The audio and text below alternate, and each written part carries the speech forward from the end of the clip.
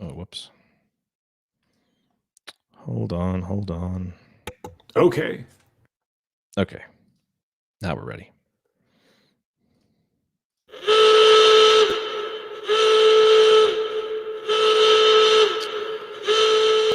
Well, there's that sound, and you've been hearing that sound a lot over the past few weeks, as there's been a lot of breaking news, a lot of reason for emergency podcasts here with the assembly call, and today is certainly a joyful one, as Trayce Jackson-Davis announced today that he is going to be returning to Indiana University to play for Mike Woodson for his junior season, and obviously this is news that warrants a special edition podcast, so we had to fire one up. So I'm here, Jared Morris, here with the doctor, Galen Clavio. Galen, I feel like there's been all these podcasts, and you and I haven't had a chance to just get together and talk. So I'm glad we have this opportunity today. I told you this on text. I was actually getting ready to just have a powwow between you and me next week. So, this is as good of a time as any to make it happen. Yeah. What better time than, one of the better big men in school history deciding to come back for a third season. Absolutely. I'll take that. Yeah.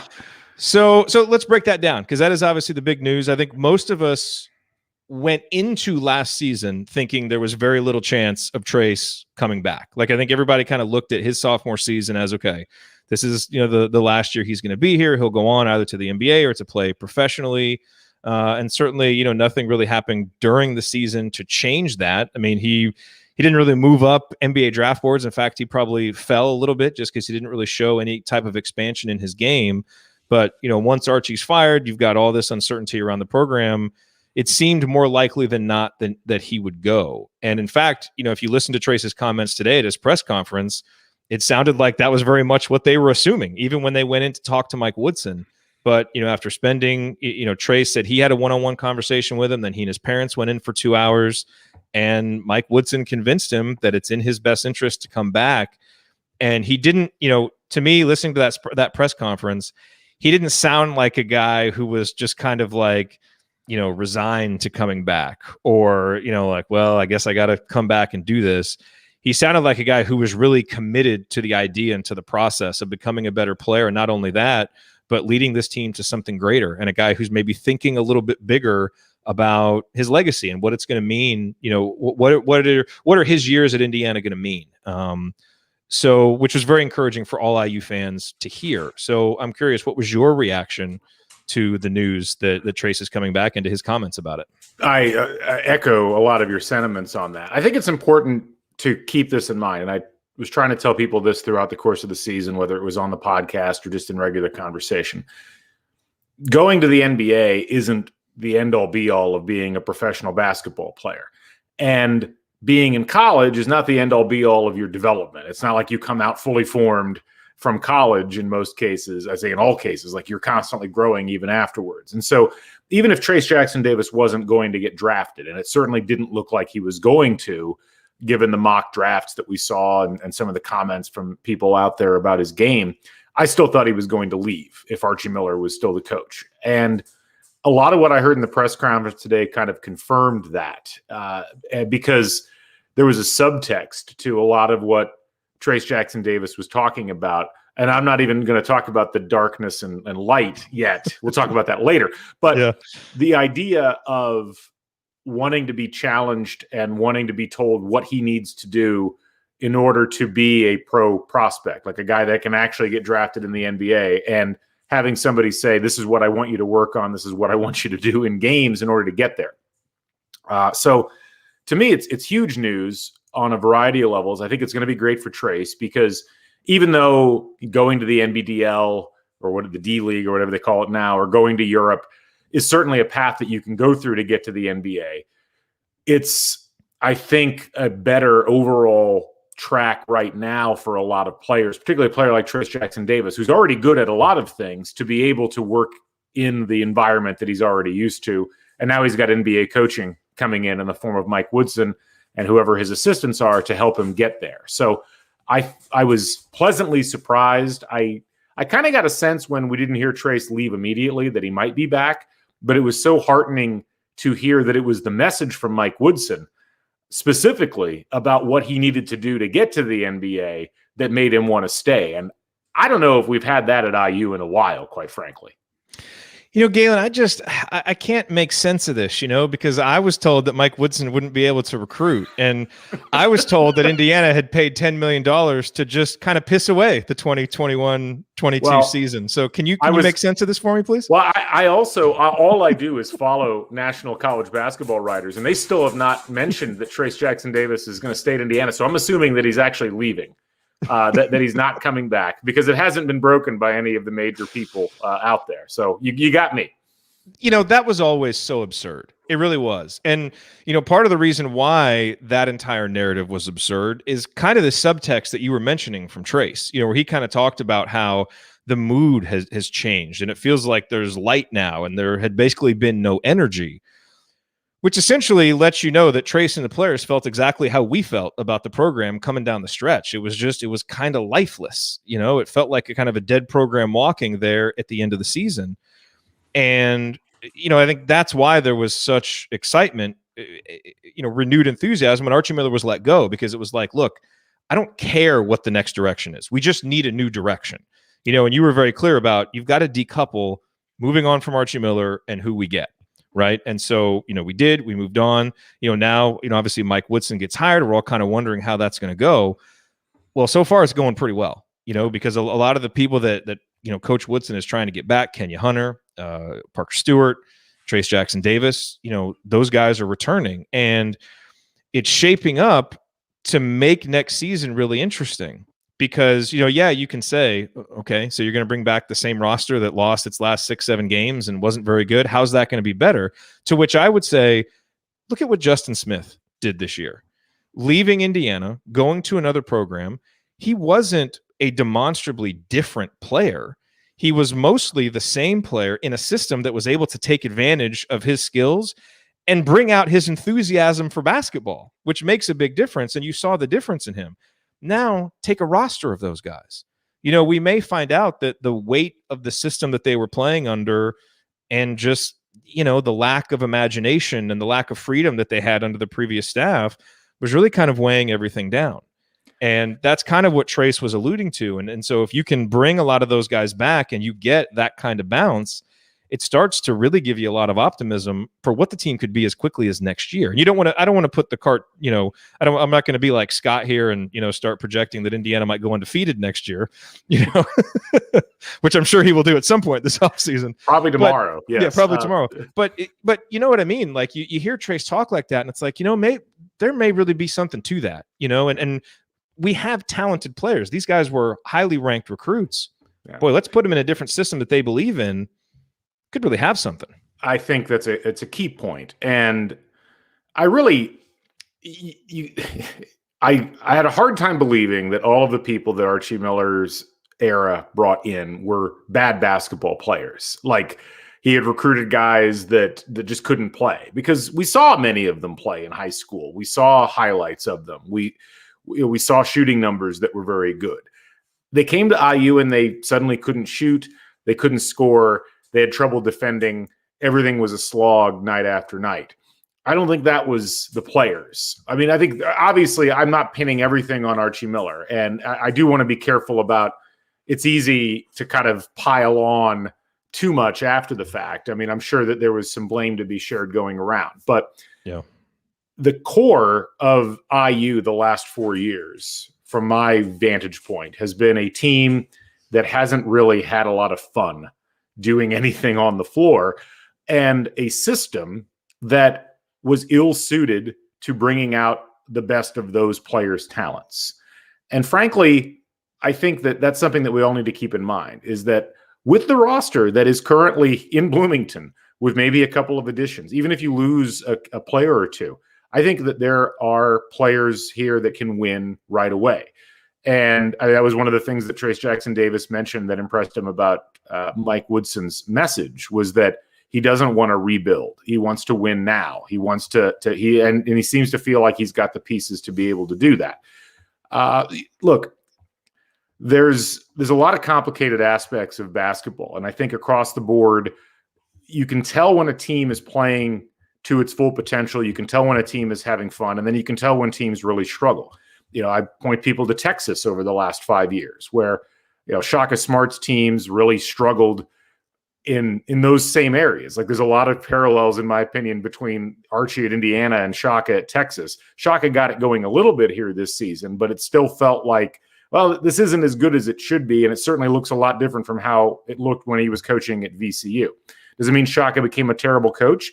Not necessarily, but I think it probably meant it was a bad fit, bad cultural fit, maybe a level a bit too high for where he was ready to go at that point in his career. And I think with Archie Miller is much the same. So to hear a guy like Trayce Jackson-Davis, who took a lot of criticism from various corners, I'm sure I was critical at various points throughout the season at certain things that I saw, but, was always ready to get fired up emotionally. The few times that we saw him, really try to galvanize his teammates, I think what we saw in the press conference today in his message is, there's a really, really excellent player. There's a potential top 20, top 30 all-time Indiana player there.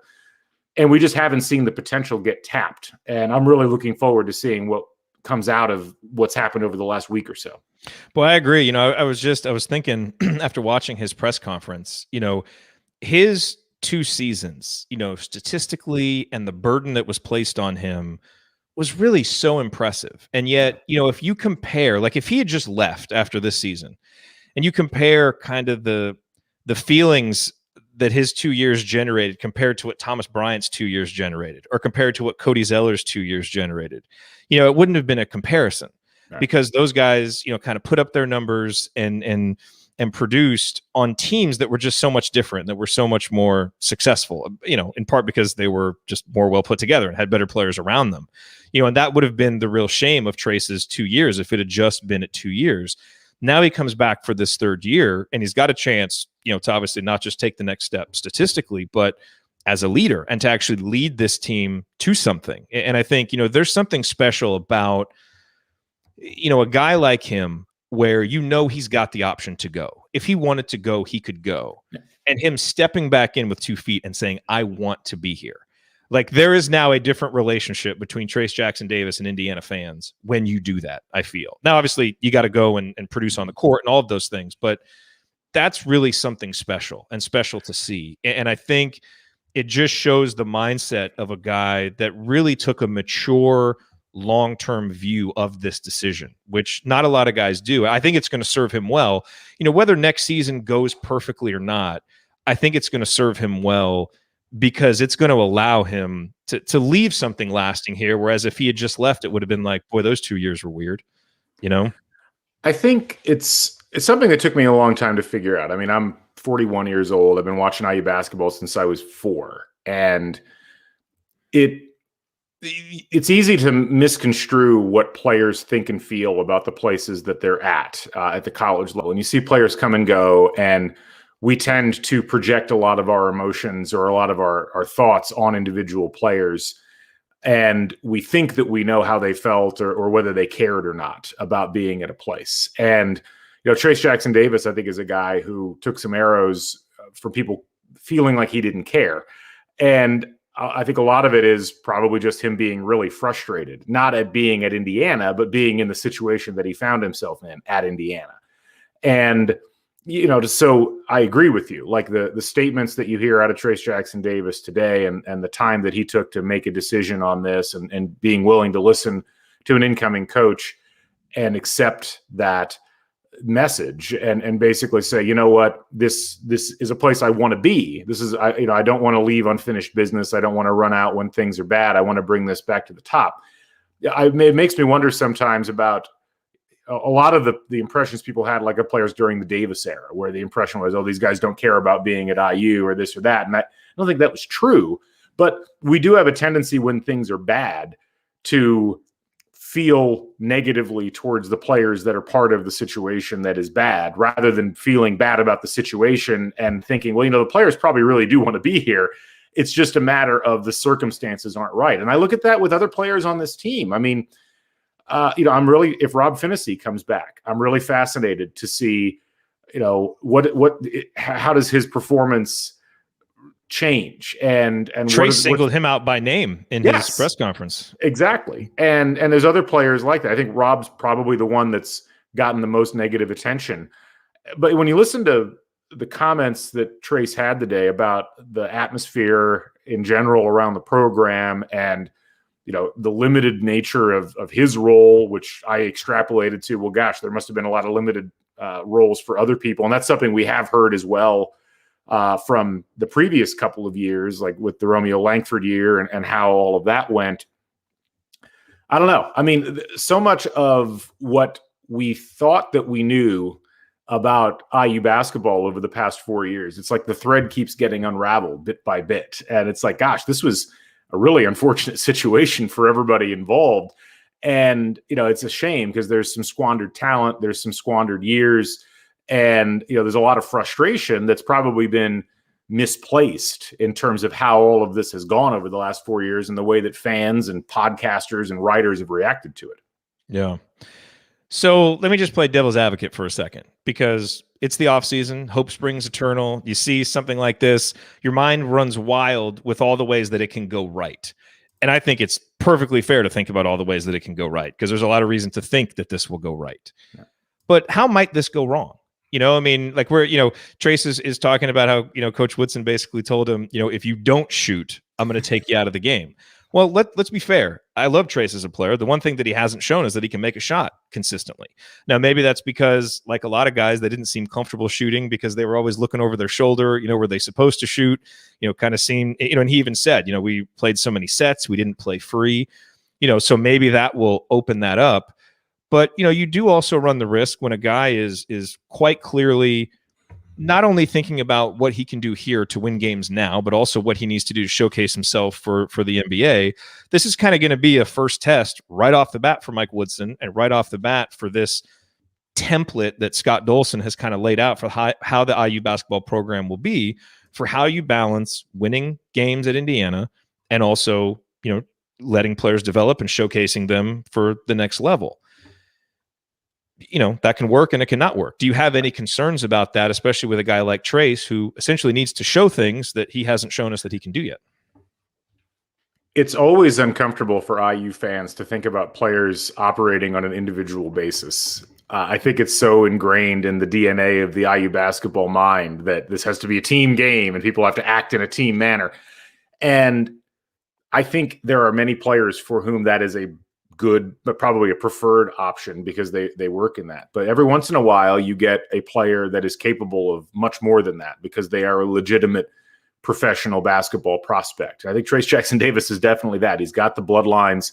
He's got the demonstrated ability. He was still, one of the most efficient scorers in college basketball this season, even with essentially being told, hey, we're going to tie you to a rope that only allows you to get 6 feet away from the basket in any direction. And you have to shoot all of those shots from, there or in. So I understand the potential concern, but I think most people will tell you if you're told don't shoot, you're going to think, well, there's probably a reason why I'm being told I can't shoot. And yet, to be a professional basketball player, to be somebody that can take it to the next level, you have to be able to shoot from essentially everywhere on the floor. That's the way that the game is now. And so I would be more concerned about it if we had an assistant coach who didn't have 10 years as a head coach in the NBA coming in and telling Trayce Jackson-Davis, shoot from everywhere. If you don't shoot, we're going to sit you down. With someone like Mike Woodson, I think we need to quickly stop taking for granted the idea that we know more about how to operate these types of players, like this specific type of player, the type of player that Mike Woodson has coached either as a head coach or an assistant coach for the last 20 years. I think he understands what that is supposed to look like and what it can be. And I don't think he's just going in there saying, hey, just, shoot from wherever, da-da-da-da. I think he's got a vision and he's got a plan in place. And, could that be naive? Sure. Perhaps it could be, but we just had a head coach who had college experience, who had a very restrictive idea of how to use this really, really effective piece. And I'm willing to give it a try going a different direction because I think there are going to be a lot more yields. And frankly, I think it's not just Trayce Jackson-Davis being told to go shoot. And yes, we haven't seen him shoot that much. And certainly it'll be a work in progress, but he's also been blanketed by defenses because we've had zero spacing on offense for the 2 years that he's been here. We've had very little passing of note other than, in the last 10 seconds when we're desperate to find a shot. Like, there's a whole offensive system that you can build around a guy with this skill set. And if he can also shoot, now it opens up the floor for everybody else while everybody else is opening up the floor for him. So I'm not trying to, negate the devil's advocate approach here, but I'm willing to give this a shot because I think that all the pieces are there and the person who's going to be pulling the strings has a pretty good idea what they're going to be doing. Yeah, I agree with you. And look, Trayce hasn't necessarily yet shown the ability to make outside shots, but he has shown the ability to be effective off the dribble, facing up and being able to do some things there. And so, this is kind of the next step for him, is to be able to step out and make those shots. Jared, you're old enough. You remember when people freaked out when Kirk Haston took a 3-pointer that first time? Like, it was like, like an albino wolf landed, off a comet, but it was like, hey, wow, he hit that. And he regularly started shooting from out there. And I was like, wait, we can have a 6'10" guy who shoots from 3. Amazing. I mean, I'm not saying Trayce Jackson-Davis is going to be as effective as Kirk Haston was, popping out and shooting from outside, but there's no reason why he can't be. And it's very possible we just never saw that part of his game because there was such a dedication in this last offensive scheme to keeping him close to the basket, because that's what the scheme said that you needed, not what the player was able to do necessarily. Yeah, you really hit on something, though, because I think it's fair to be really skeptical of how effective Trayce will be facing up and taking shots. He expressed a lot of confidence in it in the press conference, which is exactly what he should do. We can all have our doubts until we see it. But where I really like it is Trayce getting the ball, facing the basket, at the elbow or on the baseline, and then being able to drive. But he's only going to be able to do that with spacing.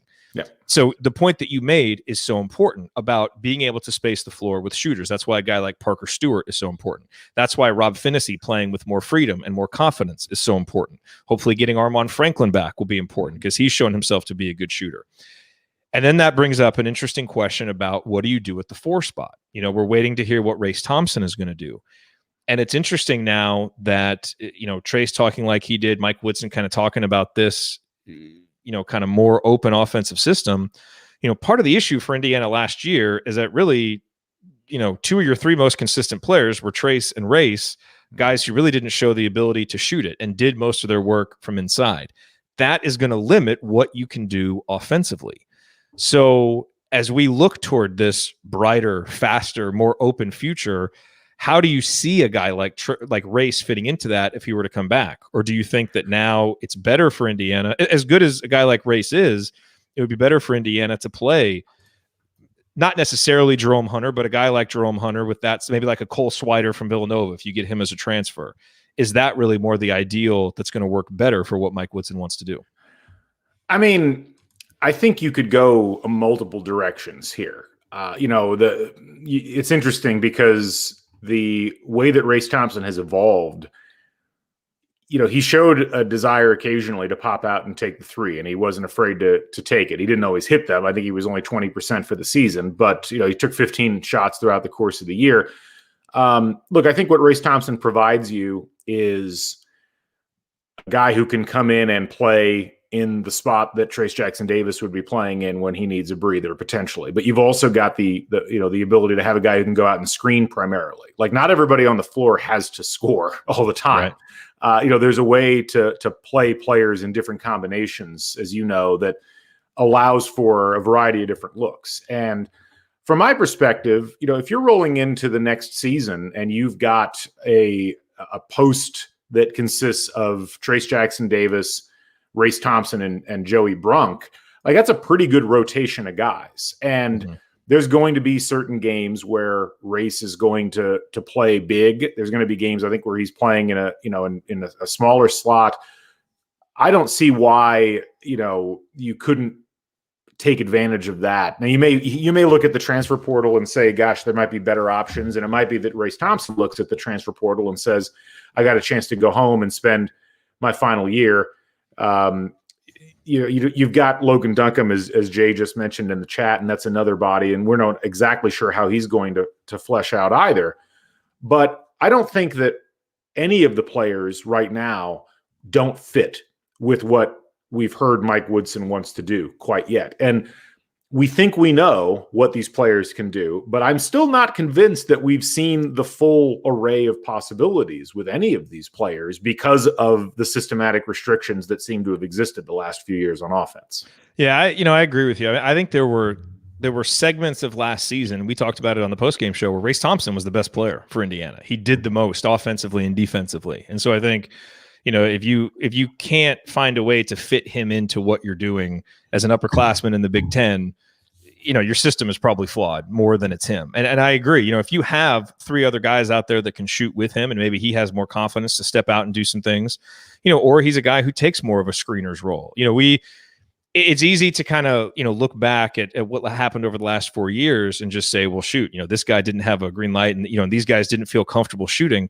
Well, guess what? When Bob Knight was the coach, 75% of the roster didn't really feel comfortable shooting because they weren't shooters. Right. And that was made clear to them. But this is the other piece of it that I think is going to be really important, which is if you're going to do that, and a guy is going to feel like part of his game is restricted because he has to fit a certain role, then you as the coach have to have the authority and the relationship with that player to get them to buy into a role. Mm-hmm. And this is where it really felt like things fell apart for Indiana. Is not only did guys kind of feel restricted, but they either didn't know or didn't buy into their role because they didn't trust what was going on. And they clearly didn't have a good enough relationship with the coach. I mean, when Scott Dolson listed the three things that the players said they wanted, it was relationship number one, development number two, and a more open offensive system number three. Relationship number one, it really is, I think, especially with where college sports are going and with the freedom that players have, it's more and more part of the secret sauce that kind of builds a culture and gets guys to stick around, is a feeling of belonging and a feeling of connection with their coach.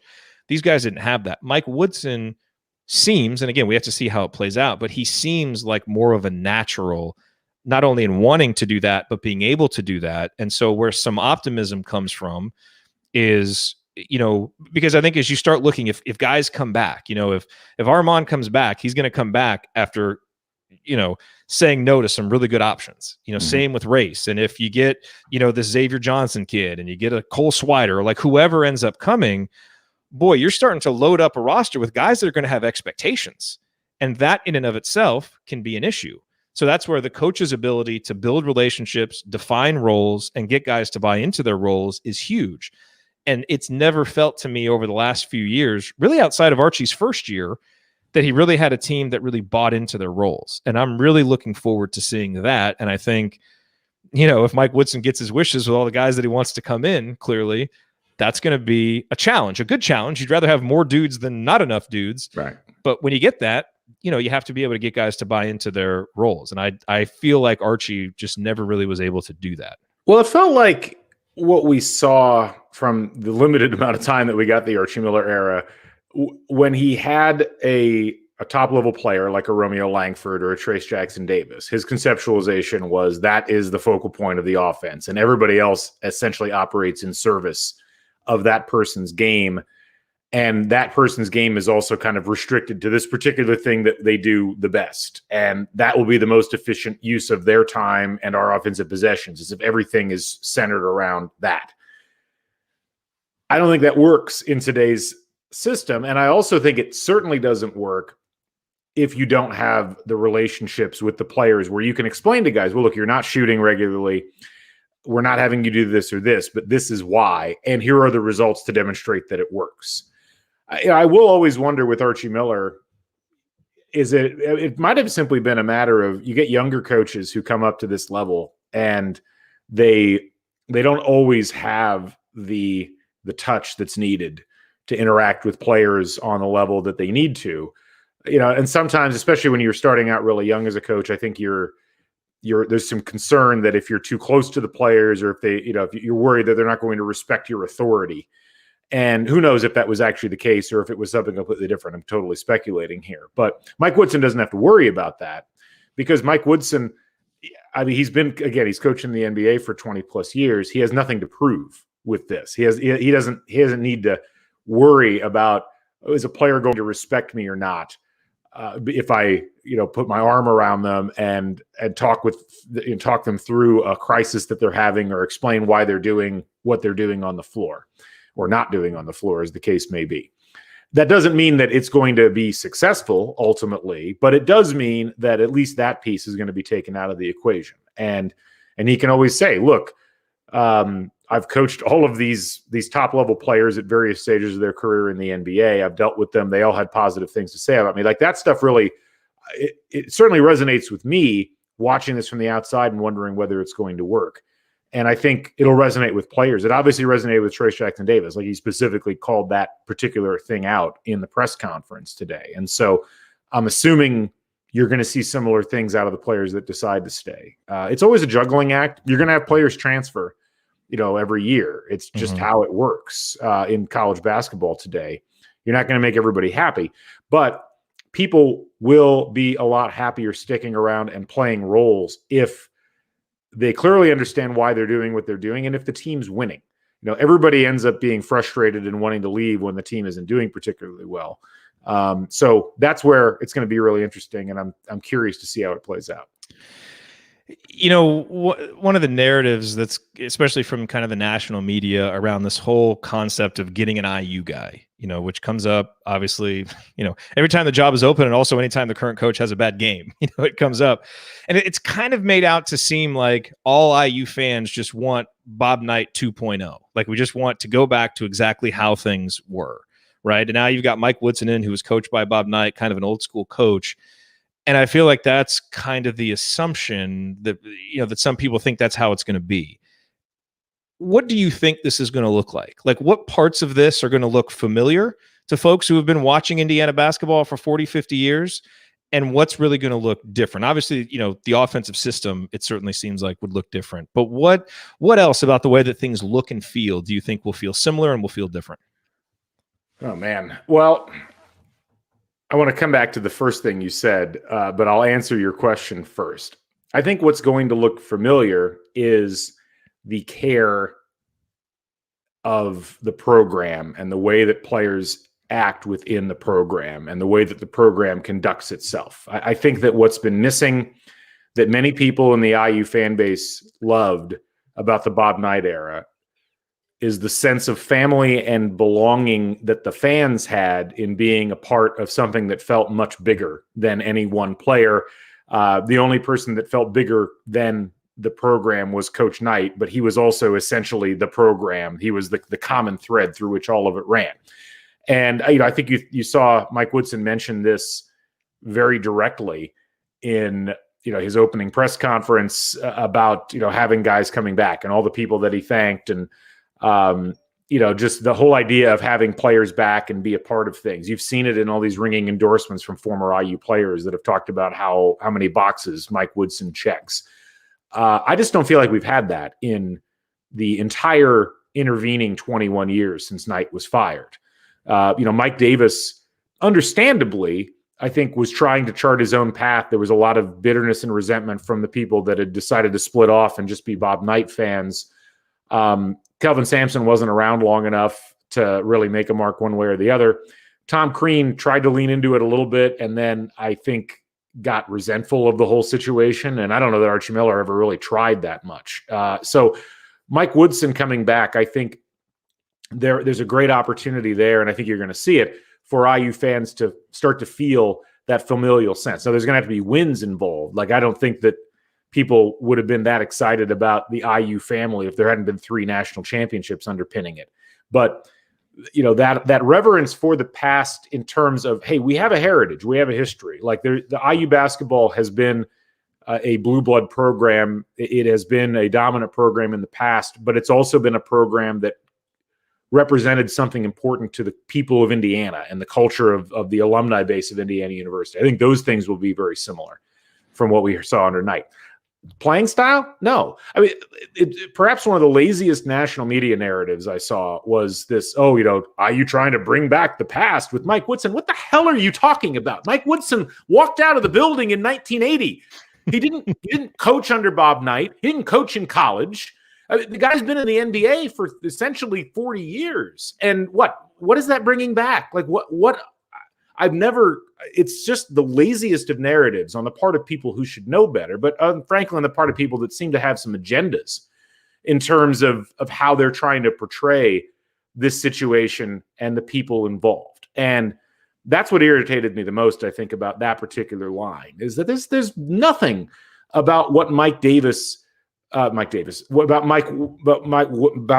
Jesus. Let's start over again there. I got so worked up. It completely screwed up my delivery. But what Mike Woodson has done as a coach is not what Bob Knight did as a coach. It's not what he played under in the 4 years that he was at IU. It's an evolved version of the game. How will that work at IU? That's a legitimate question.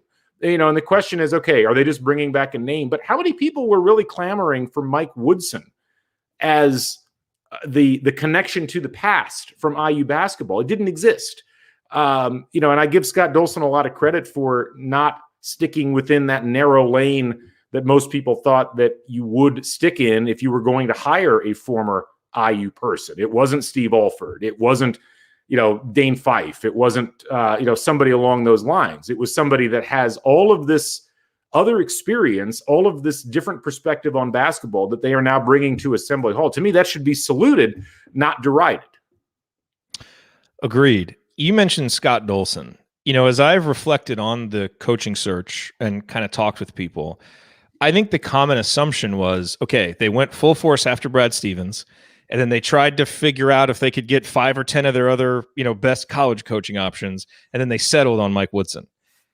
As I've kind of come to understand it and believe, without being told directly, but kind of starting to add things up, it really feels like Mike Woodson was option number 2, and that Scott Dolson basically had, maybe like 3 different templates in mind. Brad Stevens, template number 1, template number 2, let's get a guy like a Mike Woodson who we can pair with someone like in the CEO role that might have the experience, and let's lean back into who we are, but with someone that can also have a forward look, kind of inspired by Juwan Howard, but not necessarily the exact same template. And then option 3 is like, let's see if we can get a college guy. And it doesn't even really feel to me like they got there in any real earnest. And I'm curious if you feel the same way, because it really feels to me like this was option number 2. And in Scott Dolson's own mind, he hit a home run when this hire was made. One of the big unfortunate aspects of this coaching search is that the narrative that grew up around the coaching search and what actually happened in the coaching search are 2 very different things. In the eyes of a lot of people who were following along with insiders or people who claimed that they know what was going on, IU tried with Brad Stevens and struck out. And then they tried with Chris Beard and then struck out. And then they tried with Thad Matta and struck out. And there was this whole litany of people that they supposedly struck out on before they finally got to Mike Woodson. I don't think that's what happened at all. I think what you described is very correct. That, I think that there was enough smoke around the Brad Stevens thing. I think we can say they took a legitimate shot there, and who knows how close they were on that. But it takes a while to contact a person and to talk about, okay, what would this look like and how would this go? What was it? Friday, I think, of that first week was when Dolson went and talked to Woodson. That's 4 days into the coaching search. Mm-hmm. That's pretty early on. And the idea that they interviewed Mike Woodson and then we're like, well, we're going to put you on a shelf while we interview all these other people. And wait, no. That's the time that you're spending getting contract negotiations settled, having conversations with Thad Matta, who you've decided to also bring on. That role, that would have taken a while to put together. And, I think what this probably highlighted was an idea on the part of Dolson that we need to do something different and we need to structure it differently. And we need someone who has a specific type of vision, who can figure out how to make this work, not in the traditional hire a coach and that coach goes and does all of the things and then stays isolated from the rest of the program. Instead, it's like, well, let's figure out a way to make IU basketball much more of a business operation than it has been, something that has a larger superstructure administratively. And so I'm with you 100%. I think if you're looking across at the various people, if you've got a guy like Mike Woodson that you feel can do the job, and obviously for the interviews, that's what it sounded like happened, then it's not a situation where you're settling for somebody. I think that they figured out pretty quickly. They knew going in, this is a person that we really think is among the top 2 or 3 candidates for the job. You're in a really interesting position, working for IU as you do. I think really, because of the work you do with the sports media department and just some of the areas of study that you've had, I think really understanding how the business of sports works and kind of how things operate for smart athletic departments. My view from, living in Dallas, Texas, 1,000 miles away, as I've watched the evolution of Indiana's athletic department, is that it really seems like slowly but surely they are doing everything the right way and getting out ahead of where things are going. And what I mean by that is, the name, image, likeness stuff, the, putting, player mental health, first, the student athlete bill of rights, that kind of stuff, hiring coaches that are focused on building cultures. Like, what's the sense that you get from inside? Because it feels like we're kind of starting to enter this golden era of IU sports that I think a lot of us from the 80s kind of remember. And it feels like we're getting there now, but not in a way that's kind of fluky and like we might win for a couple years. But it feels to me like a foundation is really being built to last, that is looking at where things are going. And it's almost like the Wayne Gretzky line, you don't skate to where the puck is, you skate where it's going to be. I get the feeling like a lot of the decisions that are being made are with that in mind, which gives me a lot of confidence. Am I putting too much into it, or is that a fair assessment of how things are going? I think that's fair. I mean, obviously people can take what I say with a grain of salt, because I work with people in the athletic department and I work for IU. And I mean, I don't think that's a secret. But I've been very critical of the athletic department at various times throughout the last 20 years, and I don't really see much to be critical about at this point. And I think a lot of the shots that have been taken at the athletic department over the last 5 to 6 years are really unfair in a lot of ways. It's really important to remember that IU athletics in the 1980s was about as good as you were going to get in college sports. It wasn't just basketball. It wasn't just men's basketball. You had championships in other sports. You had football at what the time was essentially its apex.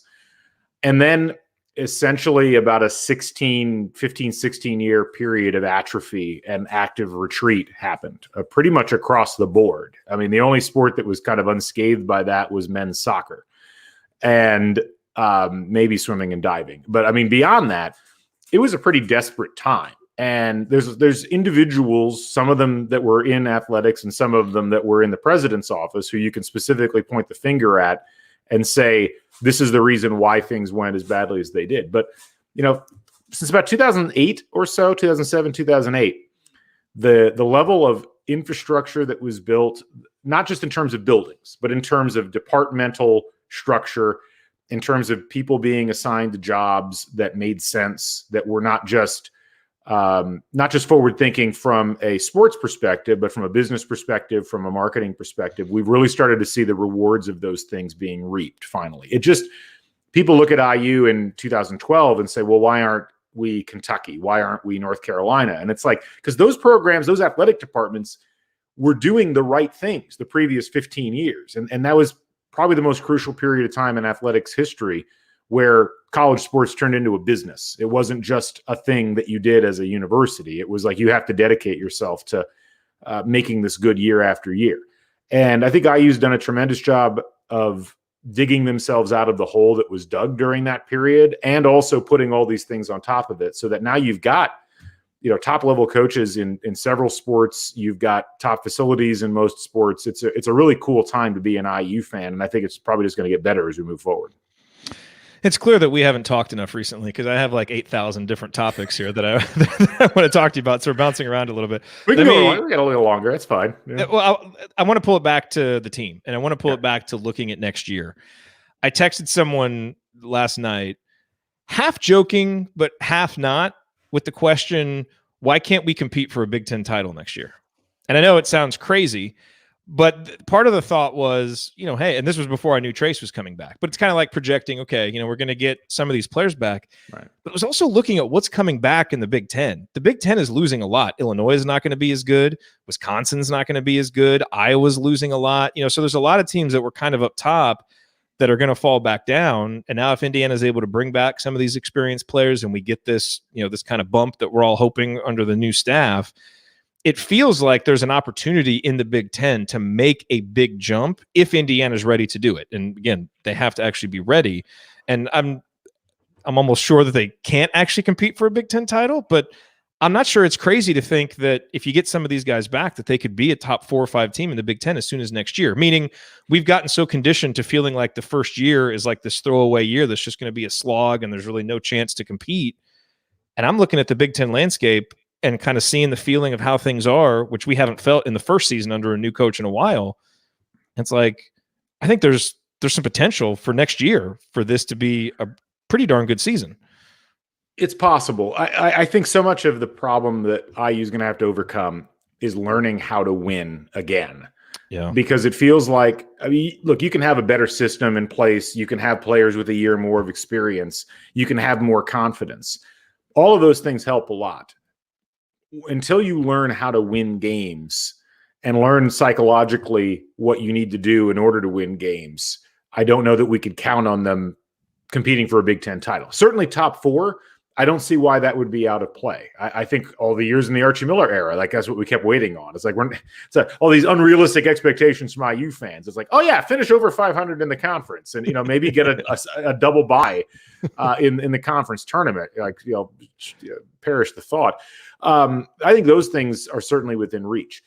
Winning a Big Ten title is tough. Like there aren't a lot of accidental Big Ten champs in the conference's history, and the core group of players, if everybody came back and you added a couple of new pieces and everything went right in practice and Mike Woodson was able to like convince everybody of what roles they needed to play and they were also running the right offensive and defensive systems, sure, that's a lot of ifs. Yeah. And I think what I'm really looking for, if IU could, so this year they finished 7-12 in conference. Can they finish 5 games over or 4 games over 500 in conference? I mean, that's a huge leap. But that's what you're talking about if you're going to compete for a Big Ten title. So at this point, give me an 8 seed in the NCAA tournament. Get me to Friday in the Big Ten tournament. I think that's a great first step, particularly if you can get Trayce Jackson-Davis drafted in that same season. Like that's some really good stuff to build off of. Yeah, no, and I don't actually think that would happen. I think Purdue's going to be really good next year. Michigan's going to be really talented. Are those seem like the two kind of obvious ones? Who else kind of projects? And I didn't give you a chance to prep for this, but who else kind of projects to be really good next year in the Big Ten? Because I think after that, there's a lot of question marks. There are a lot of question marks. I mean, I think Michigan State's going to be better than they were this year. That's a team. I know they're losing Rocket Watts, I think, but that was a relatively young team for Tom Izzo this year, and I think that's a team that had everything go wrong, and they still made the NCAA tournament this year. So I like their possibilities, and I think Ohio State's going to be tough as well. They're not really losing anybody that I think is a tremendous loss. I think CJ Walker is maybe leaving, and I think Kyle Young. EJ Liddell said he's going pro. Oh, I guess EJ. Okay, I forgot about the Liddell thing. So maybe not Ohio State either. I think your point is well taken. It's an up in the air Big Ten.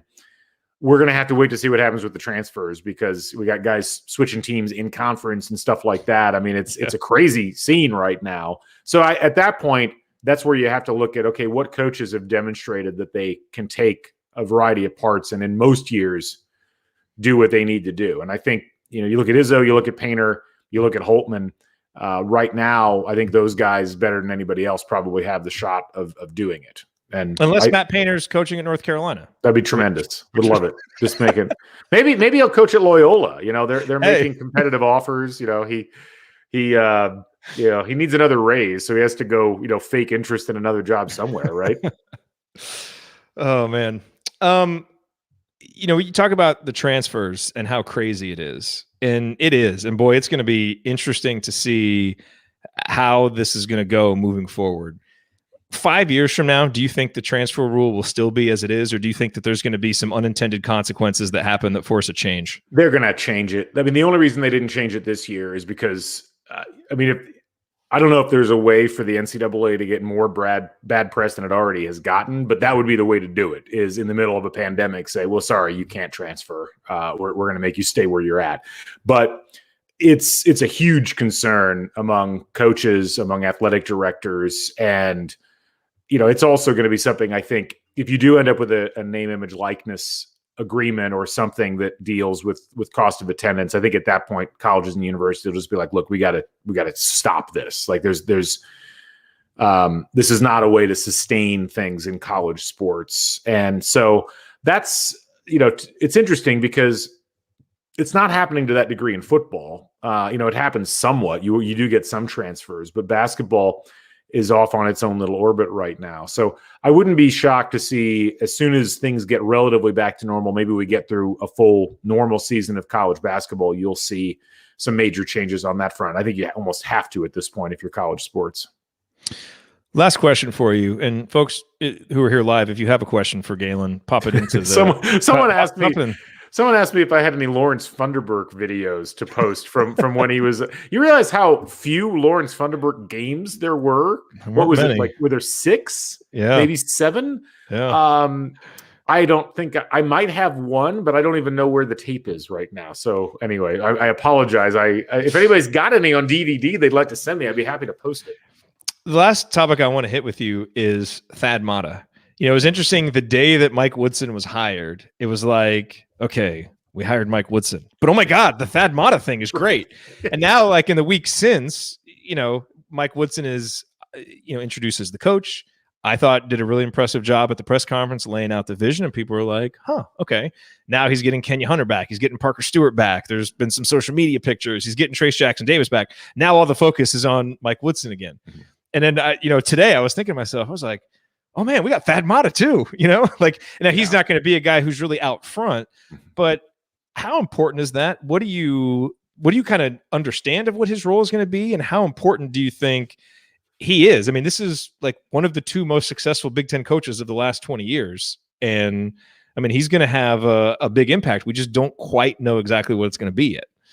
I'll be clear on this. If he was not having health issues, he would have been my number 1 choice for coach, like without question. I think that guy has just a tremendous basketball mind. He's got a tremendous degree of understanding of the college game, of the Big Ten in particular.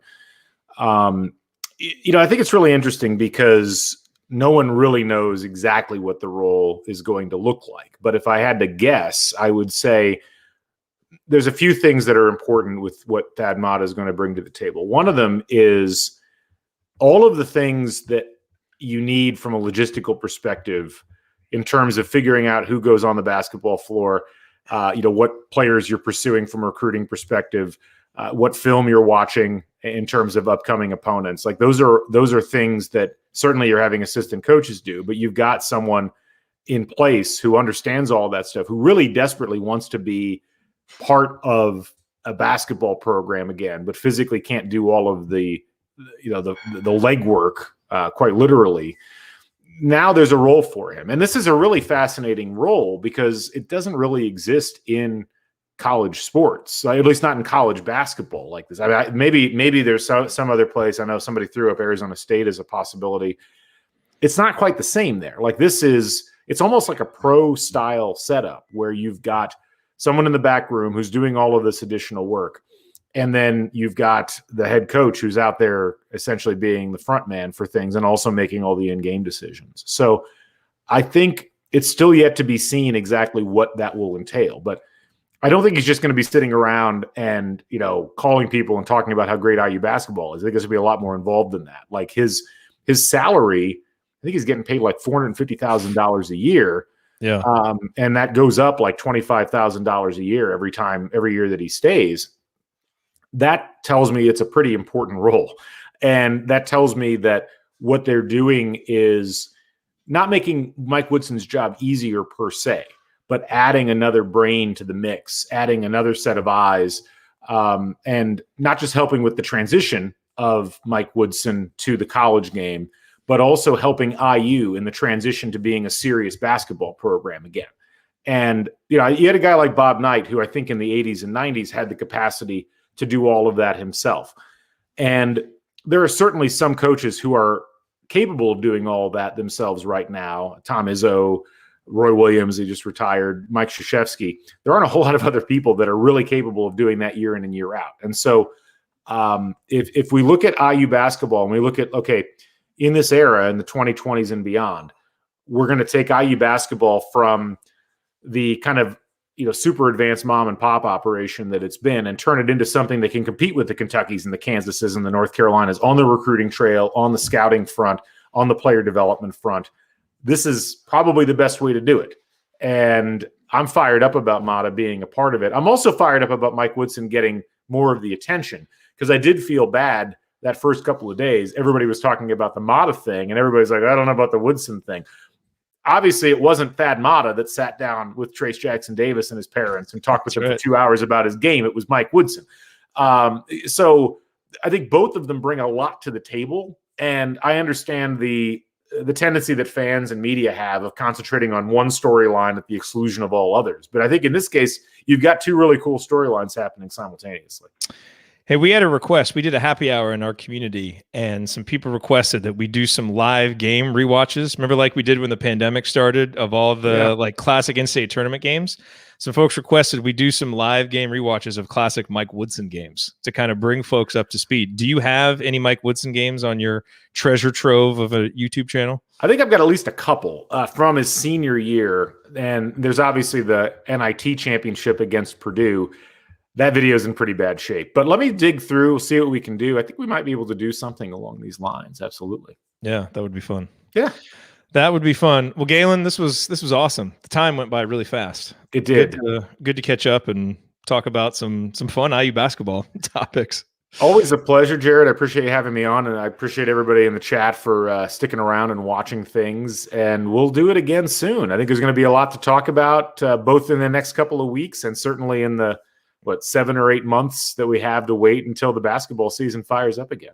Man, the enthusiasm since the firing of Archie and the hiring has been, the pent-up enthusiasm this fan base had is unbelievable. This is not a bad fan base. I keep saying it, but it's a fan base that has a lot of reason to get frustrated. And the thing is, ultimately, when you give them hope, they will jump behind the person 100%. They'll jump behind the program 100%. And I'm really thrilled that things are going the way that they're going right now. We'll see what happens. Who knows? We can't project the future, but I'm excited. And it does. I mean, whether it's the fans on Twitter or on the message boards, or whether it's Trayce Jackson-Davis today, it feels like a 1,000-pound weight was lifted off of everybody's shoulders.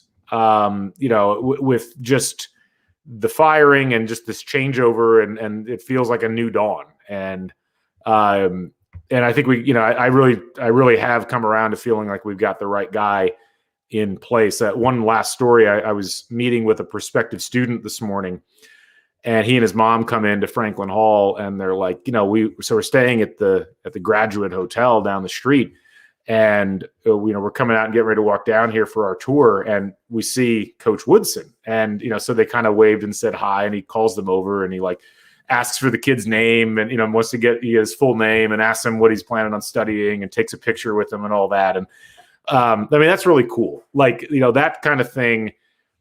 Coaches don't have to do that. We've probably had coaches that haven't wanted to do that for one reason or another. But to just be randomly greeting prospective IU students and talking with them there on the street, like that tells me we might have the right guy in place here. I think so. It's a great note to end on. Galen, thanks for joining us on the assembly call. We will talk to you guys for sure next Thursday, but I don't know if Armand Franklin announces that he's coming back. I might have to do another emergency episode and talk about that. I like these emergency episodes when good stuff happens. These are fun. I like doing these. This is the great thing about not having a schedule, Jared. I've been telling you for years. I know. It's fun. Just pop on when good stuff happens. Very fun. All right, Galen, thank you. Thanks, everybody, for being here live, and we will talk to y'all soon.